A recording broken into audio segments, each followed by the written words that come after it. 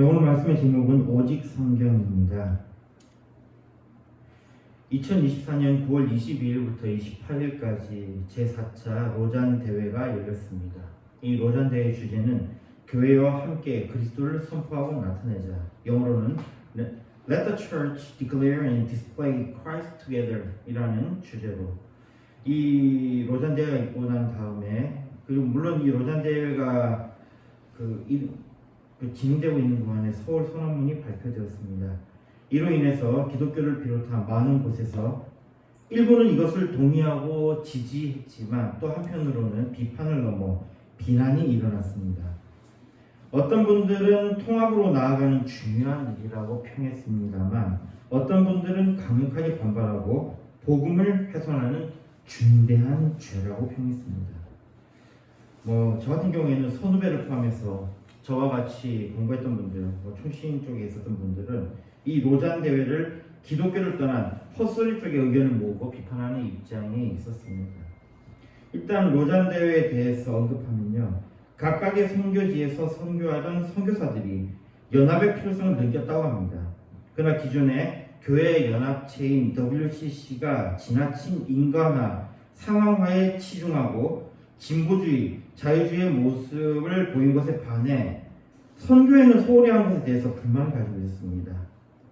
그래서 1974년 스위스 로잔에서 세계 복음주의자들의 대회를 열었습니다. 이 대회를 이끈 사람은 미국 침례교의 빌리 그레엄 목사였고, 공동우정으로 같이 일했던 분이 성공회 존 스토트 목사님이 있습니다. 이 대회 후에 로잔 언약 문서를 발표합니다. 이 대회는 다음으로 1988년 필리핀 마닐라에서 열렸고 이와 함께 마닐라 선언문이 공개되었습니다. 3차는 2010년에는 남아프리카 공화국 케이프타운에서 열렸고 케이프타운 서약이 발표되었습니다. 2024년 올해 서울 인천 제4차 로잔 대회가 열렸고 여기서는 서울 선언문이 공개됩니다. 로잔 대회 후 발표되는 문서는 하나님의 목적, 성경의 권위, 기독교인의 사회적 책임 등 다양한 것을 다루고 있습니다. 제1회 로잔 언약의 주제는 온 땅이 주님의 음성을 듣게 하라. 영어로는 Let the earth hear his voice 라는 주제였고요. 이번에 열린 주제가 교회여 함께 그리스도를 선포하고 나타내자에서 알 수 있듯이 이 대회의 중심은 선교입니다. 전 세계적 복음 전도의 필요성을 강조하고 복음 증거의 전략 등에 대해서 논의합니다. 로잔 대회가 우리에게 좀 많이 낯설 것입니다. 사실 보수주의 쪽에서는요, 이것을 아예 무시하는 경향이 있습니다. 그리고 사실 우리에게는 이것이 와닿는 것도 아닙니다. 그럼에도 불구하고 로잔 대회를 통해서 복음 전파의 중요한 전략들에 대해서 고민하는 것과 우리 시대의 기독교가 무엇이 문제인지, 우리가 무엇을 할 수 있는지 등에 대해서 생각할 수 있는 좋은 기회이기도 합니다. 사실 어떤 나라에 복음이 전해진다는 것은 그들의 모든 영역에서 변화를 일으키는 거대한 일입니다. 보통 이 복음이 전해지는 과정은요, 선교사들이 불모지에 들어가서 목숨을 걸고 복음을 전하고, 또 전략적으로 의사들이 들어가서 의술을 베풀고 복음을 전하며, 교육자들이나 기술자들이 들어가서 학교를 세우고 훈련소를 세우면서 복음을 전합니다. 보통은 1세대는 굉장히 큰 배척을 당합니다만 그래도 그들에게는 이런 것들, 특히 의술이라든지 학교, 이런 기술, 이런 것들은 그들에게 도움이 되기 때문에 보통 그냥 내버려 둡니다. 그러한 가운데 자란 아이들이 그 나라의 주역이 되면서 기독교의 세계관을 통해 배운 자들은 그 나라의 부정을 보게 되고 그들의 나라의 불공평을 보게 되면서 또 그들의 법에 불의를 보게 되면서 그들의 환경을 변화시키기 시작합니다. 이러한 방식으로 겉으로는 민주주의가 만들어지고 자본주의가 일시됩니다. 그리고 그 나라는 자본주의, 민주주의가 있다는 것은 그 나라는 기독교의 나라가 된다는 것입니다. 선교라는 거대한 일을 하기 위해서는 분명한 기초가 있어야 하면서도 유연한 전략과 전술이 필요합니다. 그러기에 신학의 영역 중에서도 정말로 유연한 분과가 선교가 아닐까 생각합니다. 우리나라만 보더라도 우리가 쓰고 있는 용어, 뭐 기도라든지 예배 등 이런 것들은 원래는 불교 용어였습니다. 그리고 더 앞서서는 무속에서 쓰던 말입니다. 이건 기독교 용어가 아니에요. 이것이 이제는 그러나 기독교 용어가 되어버렸습니다. 복음이 이 땅에 들어와서 복음을 위해서 열심히 사역하던 선교사들, 그리고 먼저 복음을 받아들였던 선배들의 유연한 대처와 함께 이 땅의 기독교는 그들의 기도이며 그들의 노력의 결실입니다. 고린도전서 3장 6절에 나는 심었고 아볼로는 물을 주었으되 오직 하나님은 자라나게 하셨나니라고 말씀합니다.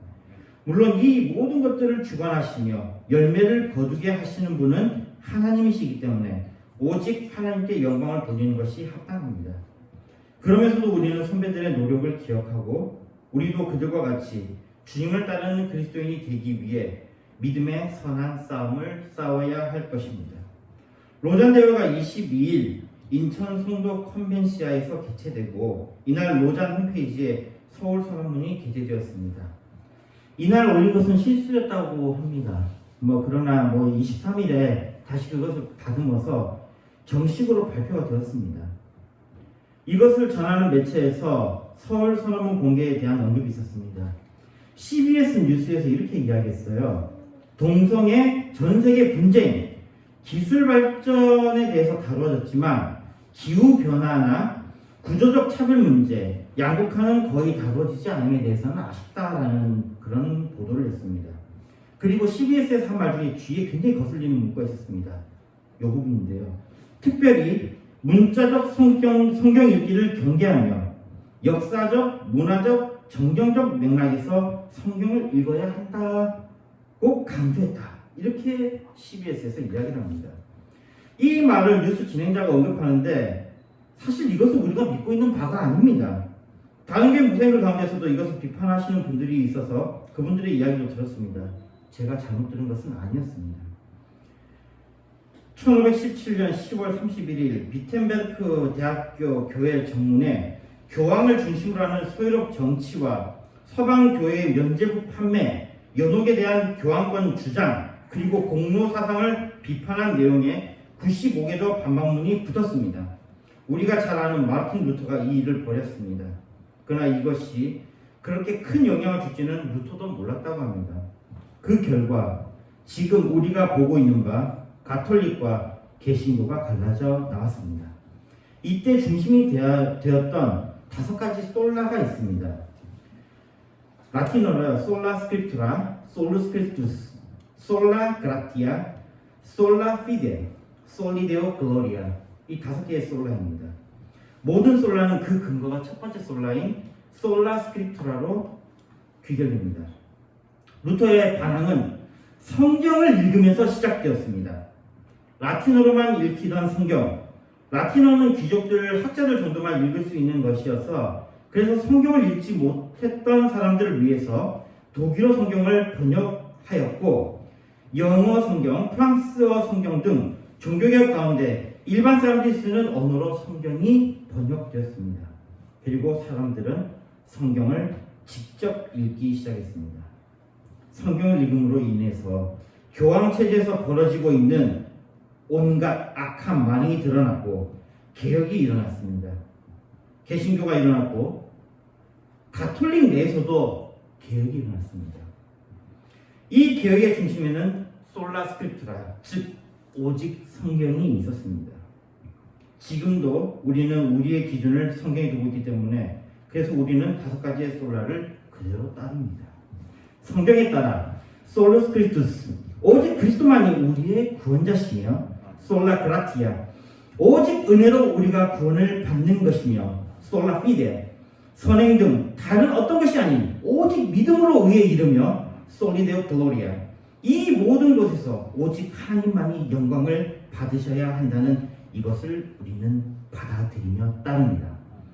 그런데 로잔 대회에 대한 이 보도에 CBS 보도에서요, 특별히 문자적 성경 읽기를 경계하며 역사적, 문화적, 정경적 맥락에서 성경을 읽어야 한다고 강조라고 했던 이 부분에서요, 문자적 성경 읽기를 경계하며라는 이 말은 우리의 종교 개혁의 뿌리를 뒤흔드는 말입니다. 우리가 개혁할 수 있었던 것은 문자적 성경 읽기였기 때문입니다. 성직자들의 말, 심지어는 교황의 말이 아닌 교회의 전통이 아닌 문자적으로 성경을 읽었기 때문에 오직 그리스도를 믿는 믿음으로 하나님의 은혜를 입은 자들이 구원받음에 대해서 알게 되었고 우리의 삶이 하나님을 영화롭게 하는 산 제물이 되는 것, 우리가 예배하는 자, 우리가 기도하는 자임을 알게 되었고 예배하고 기도하며 하나님이 주신 삶을 살고 있습니다. 그런데 문자적으로 읽지 말라는 말입니까? 그렇다면 이것은 더 이상 우리가 믿는 기독교가 아닙니다. 이런 얘기를 하는 사람들에 대해서 여기는 이렇게 공격하더군요. 근본주의자다라고 공격을 합니다. 근본주의자이기 때문에 이런 소리를 하는 것이 아닙니다. 사실 저는 근본주의가 뭔지 모릅니다. 보수적 기독교에도 관심이 없습니다. 그러나 오직 성경이 우리의 기준임은 압니다. 그리고 그 성경은 우리가 읽고 있는 바로 그것입니다. 만약에 보도대로 로잔 대회가 문자적 성경 읽기를 부정한다면 이것은 문제가 심각한 것입니다. 그래서 CBS에서 혹시 잘못 보도를 했나 해서 서울성남문을 찾아봤습니다. 이 좀 길지만 한번 읽어보겠습니다. 로잔 운동의 시작으로부터 로잔 운동의 기둥은 교회와 선교, 기독교인의 삶을 위한 유일한 신앙과 실천의 원칙인 하나님의 권위 있는 말씀으로서 성경에 대한 확고한 헌신이었다. 그러나 이러한 높은 성경관이 항상 복음을 옹호하고 그리스도를 닮은 제자를 삼는 교회의 선교를 강화하는 신실한 성경 해석을 낳은 것은 아니다. 더 심각한 문제는 종종 상충되는 해석으로 인해 하나님의 영광과 복음의 진리를 증거하는 교회의 효율성이 위협받고 있다는 것이다. 따라서 높은 성경관을 확언하려면 성경의 역사적, 문학적, 그리고 정경적 맥락에 주의를 기울이고 성령의 조명을 받으며 교회의 해석 전통에 따라 성경을 읽는 방식이 필요하다. 오늘날 교회가 가장 필요로 하는 성경에 대한 중요한 fak어는 성경의 본질뿐 아니라 성경 해석, 즉 모든 시대와 장소에서 성도의 교제와 함께 성경을 신실하게 읽는 방법에 관한 것이다. 일부분을 읽어보니까요, 보도가 맞는 것 같기도 하고 아닌 것 같기도 했습니다. 이게 굉장히 좀 애매하게 돼 있더라고요. 그러나 이 문장을 한번 주목해 봅시다. 그러나 이러한 높은 성경관이 항상 복음을 옹호하고 그리스도를 닮은 제자를 삼는 교회의 선교를 강화하는 신실한 성경 해석을 낳은 것은 아니다. 우리의 신앙의 원칙인 하나님의 권위 있는 말씀으로 성경을 받아들이는 자세에 반대하는 입장입니다. 그리고 뒤에 나오는 문장입니다. 교회의 해석 전통에 따라 성경을 읽는 방식이 필요하다. 이 부분은 타락했던 종교개혁 이전에 가톨릭으로 돌아가겠다는 것입니다. 교회의 전통이 중요한 게 아니죠. 우리는 솔라 스크립트라, 즉 성경, 오직 성경입니다. 교회에서 무슨 전통 갖고 있냐는 우리는 관심 없어요. 근데 여기에 이렇게 나와 있다는 거예요. 이로부와 로잔대의 성경가는 우리가 전통적으로 받아들이고 있는 솔라 스크립트라는 분명이 아닙니다. 여기에 우린 다시 검토할 부분이 있습니다. 로잔대에서 주장하는 바는 역사적, 문학적, 그리고 정경적 맥락에 주의를 기울이고 성령의 조명을 받으며 교회의 해석 전통에 따라 성경을 읽는 방식이 필요하다라고 했는데, 이런 방식의 성경 읽기가 옳은 것인지 아니면 종교개혁 시대에 주장했던 오직 성경의 방식이 옳은 것인지 다시 한번 점검할 필요가 있을 것 같습니다. 그러니까 오직 성경이라고 주장했던 마틴은 또 틀릴 수도 있잖아요. 로잔대회에서 주장한 이게 맞을 수도 있잖아요. 그래서 그냥 검토해보자는 겁니다. 우리는 그리스도를 우리의 구원자로 믿는다. 그리고 그러한 자들을 교회라고 하며 또한 그리스도인이라고 한다. 그리스도인의 모임을 기독교라고 한다. 기독교라고 한다면 그 중심은 그리스도가 있다. 이게 바로 우리가 받아들이는 거죠. 맞습니까? 우리의 중심에는 그리스도가 있습니다. 그러면 말씀에 대한 예수 그리스도의 말씀을 우리가 분석하는 것만으로도 이 성경에 대한 태도를 우리가 분명히 할 수 있을 것 같습니다. 예수님이 성경을 어떻게 받아들였는가를 보면 우리가 취해야 될 태도를 분명히 알 수 있을 것 같습니다. 마태복음 4장에는 마귀의 시험이 나옵니다. 이때 주님이 하신 말씀을 우리가 주목해 봅시다. 자, 4절 봅니다. 예수께서 대답하여 가라사대 기록하였을 때 사람이 떡으로만 살 것이 아니요 하나님의 입으로 나오는 모든 말씀으로 살 것이라 하였느니라 하시니. 여기 보니까 예수님은 이렇게 말씀하십니다. 기록하였을 때 라고 말씀하십니다. 이 헬라어는 게그랩다이, 즉 기록하다라는 의미의 그라포 동사의 완료, 수동태, 직설법, 3인칭 단수로 쓰였습니다. 이것은 정말로 문자로 기록된 것을 말씀하시는 겁니다. 일단은 주님은 문자적으로 접근하셨습니다. 이 말씀은 신명기 8장 3절의 말씀입니다. 신명기 3장 8절의 말씀입니다. 너를 낮추시고 너로 줄이게 하시며 또 너로 알지 못하며 내 열조도 알지 못했던 만나를 내게 먹이신 것은 바로 이 부분입니다. 사람이 떡으로만 사는 것이 아니요 하나님의 입에서 나오는 모든 말씀으로 사는 줄을 너로 알게 하십니다. 이 말씀을 예수님께서 그대로 말씀하신 것입니다. 여기 어떤 역사적인 거나 문학적인 거나 이런 어떤 문맥을 고려하는 게 아니에요. 그대로 이 말씀 사용하셨습니다. 7절에도 같은 방식으로 말씀하십니다. 예수께서 이르시되 또 기록하였을 때 주 너의 하나님을 시험치 말라 하였느니라 하신대. 여기에도 마찬가지로 기록하였을 때 게그랩타이 그대로 나타납니다. 이 말씀 역시도 신명기 6장 16절에 너희가 마사에서 시험한 것 같이 너희의 하나님 여호와를 시험하지 말고 라는 이 말씀을 그대로 주님께서 문자적으로 사용하신 것입니다. 10절에도요. 이에 예수께서 말씀하시되 사단아 물러가라 기록되었을 때 주 너의 하나님께 경배하고 다만 그를 섬기라 하였느니라. 그대로 기록하였을 때 게그랩다 그대로 나타납니다. 이 말씀은 우리가 여러 곳에서 확인할 수 있고 특히 십계명에 보면 나타나고 있는 말씀이죠. 그런데 여기에 또 문제가 있습니다. 마귀도 똑같이 말씀을 대답했다는 것입니다. 6절에 보면요. 마귀의 이야기입니다. 사단의 이야기입니다. 가로되 내가 만일 하나님의 아들이어든 뛰어내리라. 기록하였을 때 저가 너를 위하여 그 사자를 명하시니 저희가 손으로 너를 받들어 발이 돌에 부딪히지 않게 하리로다 하였느니라. 여기에 보면 기록하였을 때에 대해서 역시 게그랩다 그대로 나옵니다. 사탄도 문자적으로 이용했다는 것입니다. 그런데 여기에 우리가 당황할 필요 없습니다. 왜냐하면요. 사탄은 말씀을 왜곡해서 합니다. 그에 대해서 예수님은 다음과 같이 말씀하십니다. 요한복음 8장 44절에 보면요. 너희는 너희 아비 마귀에게서 났으니 너희 아비의 욕심을 너희도 행하고자 하느니라.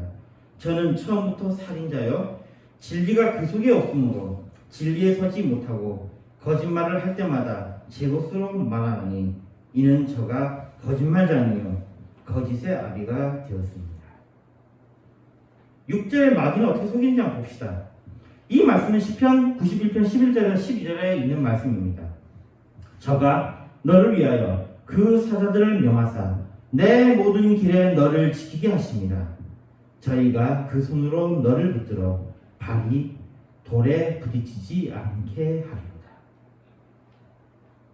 여기에 어떤 문제가 있는지 아시겠습니까? 마귀가 중요한 부분을 뺀 거예요. 뭘 뺀 겁니까? 내 모든 길에서 이걸 빼버린 겁니다. 이 부분을 빼요.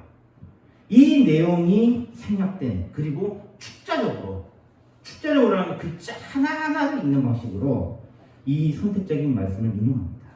이 말씀은 여호와 하나님이 지킨다는 말씀이지 뛰어내리는 것에 대해서 발이 돌에 부딪히지 않게 하겠다는 말씀이 아닙니다. 같은 방식이 인간 최초의 타겟으로 나타납니다.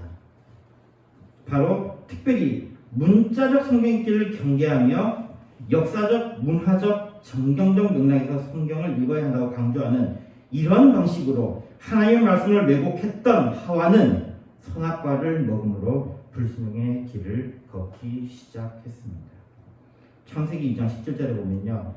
선악을 알게 하는 나무의 실과는 먹지 말라. 내가 먹는 날에는 정령 죽으리라 하시니 라고 말씀합니다. 이 말씀을 문자적 성경 읽기를 경계하며 역사적, 문화적, 정경적 맥락에서 성경을 읽어야 한다고 강조하던 하와는 창세기 3장 2절에 이렇게 말합니다. 동상 중앙에 있는 나무의 실과는 하나님의 말씀에 너희는 먹지도 말고 만지지도 말라. 먹지 말라 하셨지 만지지 말라는 말씀 안 하셨죠. 그리고 또 중요한 게 있습니다. 너희가 죽을까 하노라. 뭐예요? 죽지 않을 수 있다는 거죠. 죽을 수 있으니까 먹지 말라는 겁니다. 이게 인간들이 법을 적용하는 것이 똑같죠. 인간들은 법에다 그렇게 써놓고 어떻게 합니까? 뭐 이렇게 쓰면서 그렇게 될 수 있다라는 식으로 해서 다 피해가죠. 반드시 죽는다는 말씀이 죽을 수도 있다는 말씀으로 왜곡되었습니다. 그 결과 인간은 말씀과 같이 정말로 죽게 되었습니다. 죽을까 하여노라가 아니라 죽게 되었습니다. 말씀의 왜곡은 정말로 위험한 것입니다. 이와 함께 말씀에 대해서 이런 이야기를 하는 사람 또는 집단이 있습니다. 하나님의 비밀을 알아야 한다. 이런 이야기를 합니다. 그러면서 그 비밀을 자신에게 하나님께서 알려주셨다. 또는 그 비밀을 우리 교회, 우리 목사님 통해서 알려주셨다. 또는 우리 집단 내에 이 비밀을 우리는 알고 있다. 니네들은 모르잖아. 이런 형태로 우리는 밀교라고 합니다. 말씀은 비밀스러운 것이어서 이것을 알기 위해서는 특별한 무엇인가를 가져야 한다고 주장합니다. 그러나 오늘 본문 말씀 보면요. 디모데후서 3장 16절에 모든 성경은 하나님의 감동으로 된 것으로 교훈과 책망과 바르게 함과 의로 교육하기에 유익하니라고 말씀합니다. 일단 모든 성경에 대해서 하나님의 감동으로 된 것이라는 것에서 앞에서 살펴본 문자적 해석에 대한 근거를 우리가 찾을 수 있습니다. 그와 함께 교훈과 책망과 바르게 함과 의로 교육할 수 있다는 것에서 이것은 누구나 그 의미를 알 수 있다는 것입니다. 특히 요한계시록 같은 묵시 문학의 영역에 있는 것들에는 자신들이 그 비밀을 알고 또 주장하면서 미래에 대한 예언까지 하는 사람들이 있는데 그들의 주장은 터무니없는 것입니다. 먼저 이 계시라는 말을 알아야 돼요. 계시가 뭡니까? 밝히 드러낸다라는 거예요. 밝히 드러내지도 않는 것을 우리에게 왜 주셨겠습니까? 누구나 읽어도 그 말씀을 알 수 있다는 이야기예요. 이 말씀을 드러낸다는 것입니다. 즉 알려주신다는 것입니다. 우리가 알지도 못하는 것을 주시는 것을 우리는 계시라고 하지 않습니다. 우리에게 알게 하시려고 하셨기 때문에 우리의 언어로 쓰여졌고 심지어 우리는 헬라어도 그렇잖아요. 헬라어도요. 이 저작글이 누구라도 글을 배운 사람이라면 읽을 수 있는 플라톤이나 아리스토텔레스 같은 그런 고귀한 사람들이 쓰던 에틱 그릭이 아닌 그 에틱 그리스어가 아니라 고귀한 사람부터 천한 사람까지 심지어는 외국인까지도 이해할 수 있는 코인의 헬라어로 쓰였다는 것입니다. 이 성경 말씀이요.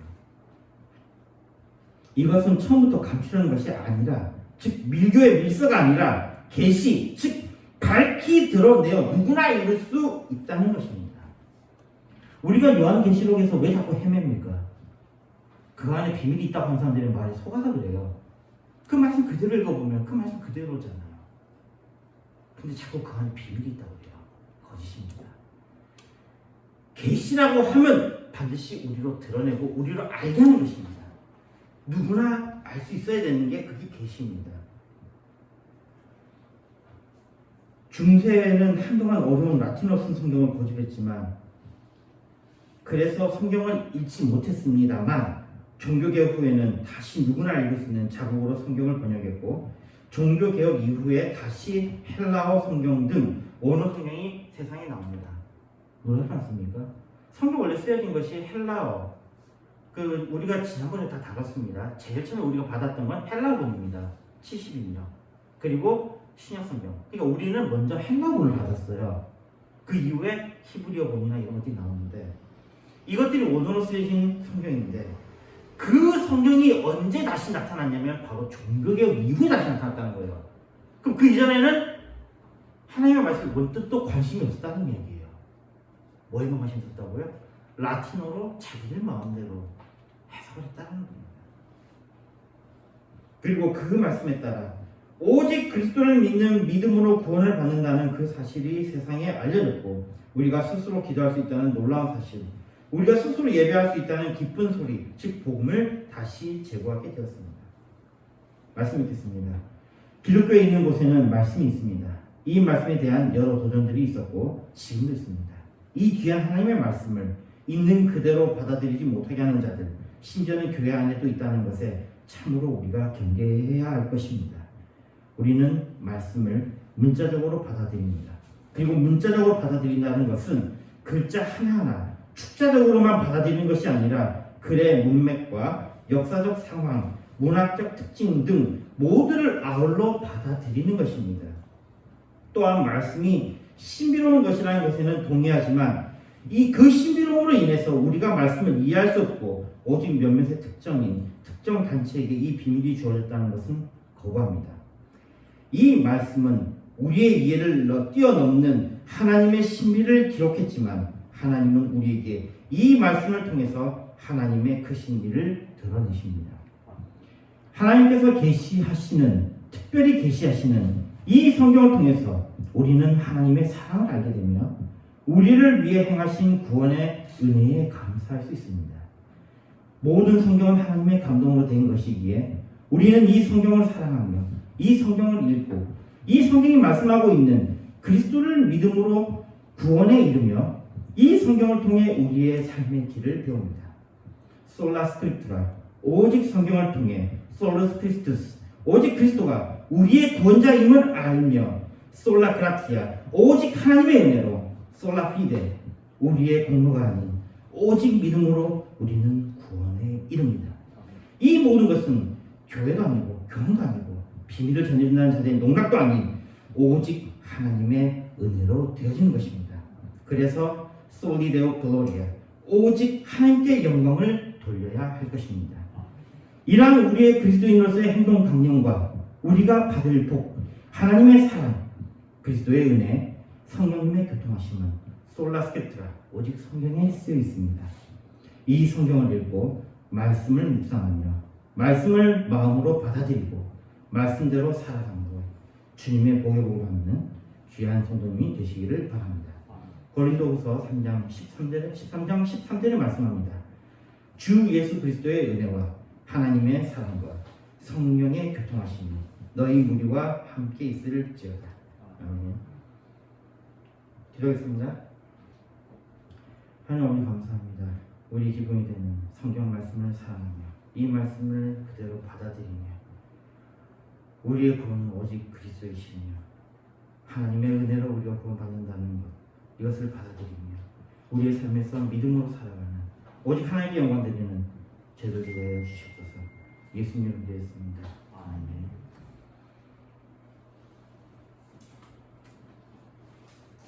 창세기 376장 보면서 준비하신 한번 하시겠습니다.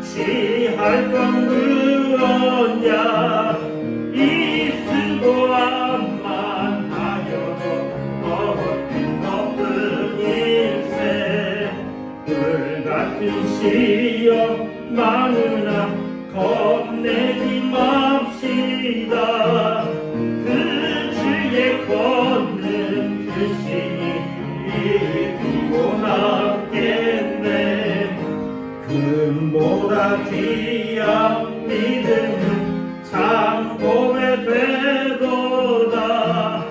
이 진리 믿는 사람들 다 복을 받겠네. 살같이 받은 관음을 주 위에 아끼세. 온 몸과 마음을 바치고 힘써서 일하세.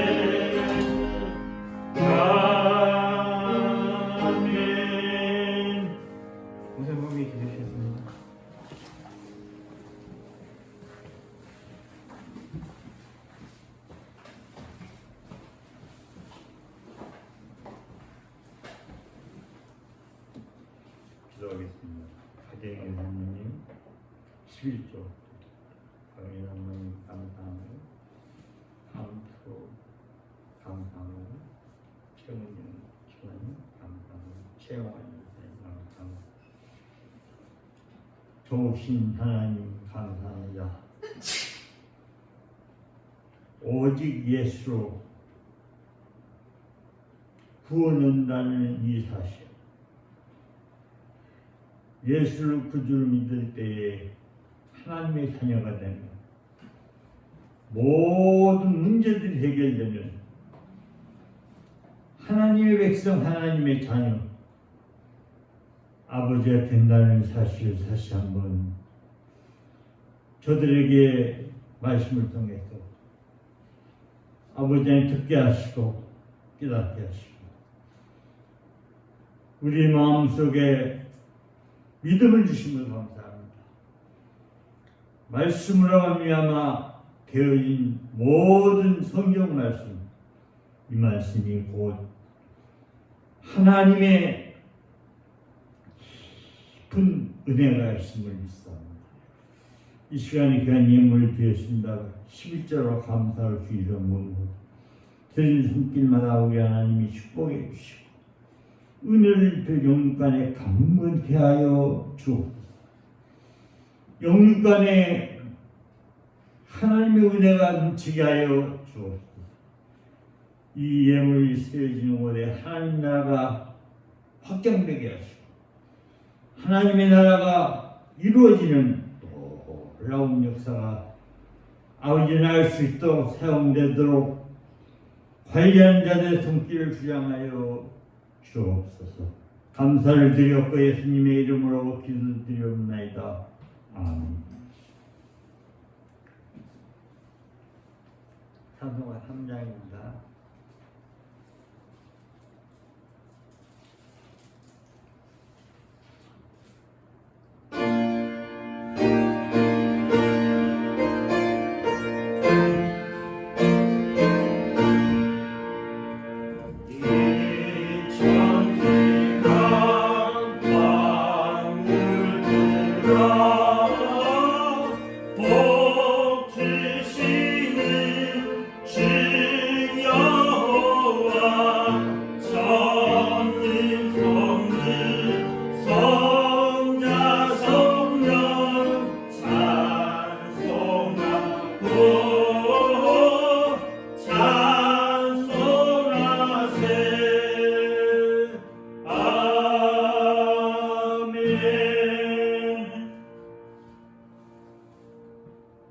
우리 구주 예수 그리스도의 은혜와 그 크신 하나님의 사랑과 성령님의 교통하심이 오늘 예배드린 목양께 사랑하는 성도들 머리 위에와 가정 위에와 하는 일에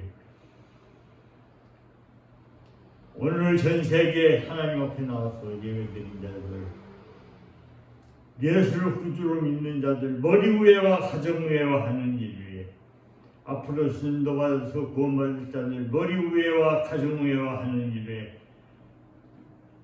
영원토록 항상 함께 있을지어다. 아멘.